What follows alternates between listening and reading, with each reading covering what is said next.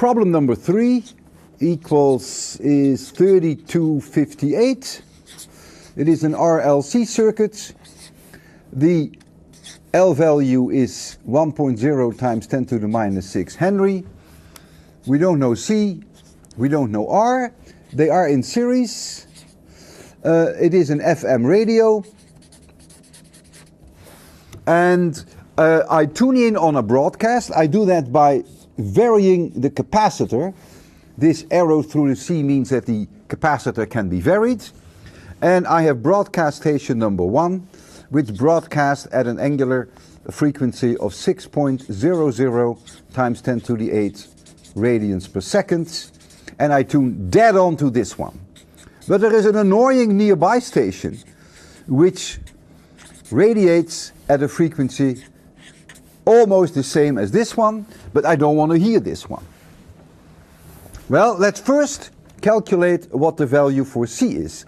If I tune exactly in with my variable capacitor on this frequency, then omega 1 must be omega 0, and omega 0 is 1 over the square root of LC, as we have seen many times for a series RLC circuit.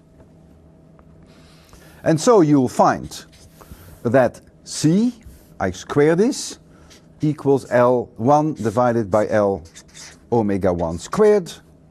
I know what omega 1 is, I know what L is, and I found, I could have made a mistake, 2.778 times 10 to the minus 12 farad.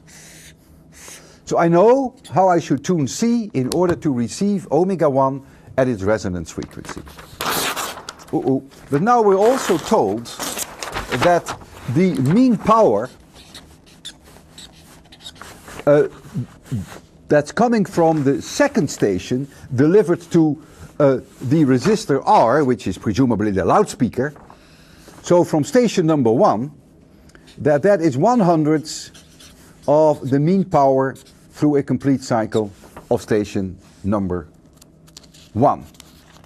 And the question now is, what is R? Let us make I'll put this here because I may need this again. Let us remind you of what the maximum current I looks as a function of omega for a given LRC circuit. In the beginning this is more or less linear. It flares up, we call that resonance, and then it dies off. And right here at the maximum value for I0, which is the resonance frequency, omega 0 equals omega 1, because that's the way I have tuned the system. And now my second frequency comes in here, and so you see that the current is highly reduced so to the point that the power is only 1/100th that the resistor receives from station number 1. What is mean power in general? Well, it is the VRMS coming in through the antenna times the IRMS driven in the circuit times the cosine of phi. This is the general equation for power delivered to that resistance R, and you have seen this before. The current that is going to flow in the system equals I cosine omega t minus phi. This is something you have seen before. It is only to refresh your memory. And the way that you can best solve this is in the following way. Your I0, or let me first calculate the value for phi.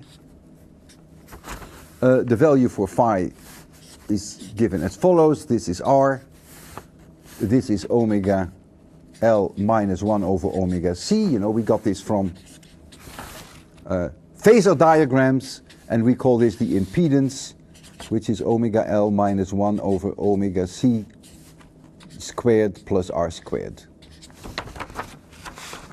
And so the tangent of phi equals omega L minus 1 over omega C divided by R, and so the cosine of phi equals R divided by Z, which is this whole square root.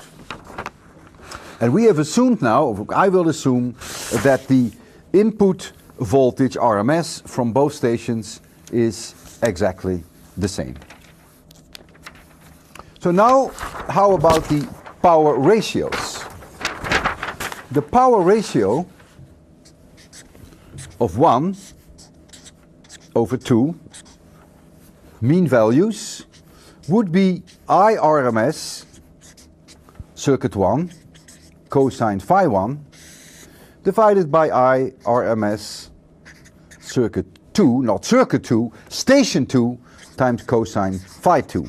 Remember, the values for RLC are values that are going to be given. In fact, you have to calculate R now.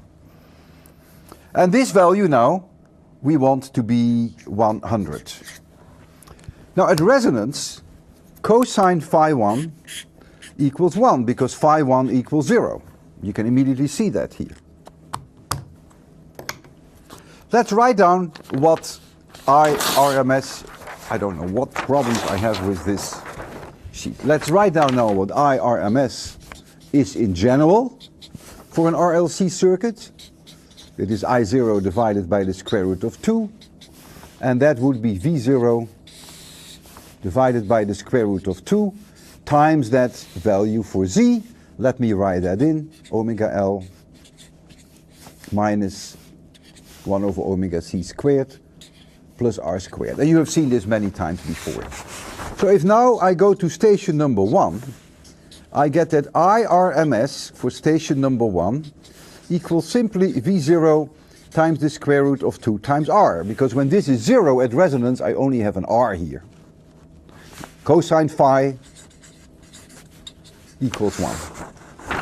If I now go to station number 2, I RMS for station number 2 equals V0, and we have assumed that the V0s are the same, square root of 2, and now I get this square root, which is now omega 2 L minus 1 over omega 2C squared plus R squared. But I also must multiply by the cosine of phi. And the cosine of phi equals R divided by that same square root. So the square root occurs twice. And so now my task is to calculate the ratio P1 divided by P2, which is 100. And so I take the ratios of these two values because the VRMS here is exactly the same as the VRMS here. So when I take the ratio of the power, I can delete the VRMSs and I can also delete the square roots of 2's. And so what do I get? I get upstairs 1 over R, and I get downstairs R over the square root of this, again times the square root of this. And so, maybe I'm going a little bit too far. I could have left you now solving this equation, but I do get, we have plenty of time, so why not? Omega 2L minus omega 2C squared plus R squared divided by R squared. That is now the requirement for that power ratio to be 100. Now C was 2.778 times 10 to the minus 12. L was 10 to the minus 6. And so that gives me omega 2L equals 599.0 ohm. And it gives me 1 over omega 2C equals 601.0 ohm. So this here is 2. So 2 squared is 4. So I get 4 plus R squared divided by R squared equals 100. And when I solve that equation, I found that R is approximately 0.201 ohms. So, with this resistor, you will get 100 times less power from station number 2 that you get from station number 1, and you have exactly tuned your radio, or television station for that matter, on station number 1. But of televisions, the frequencies will be different, I imagine.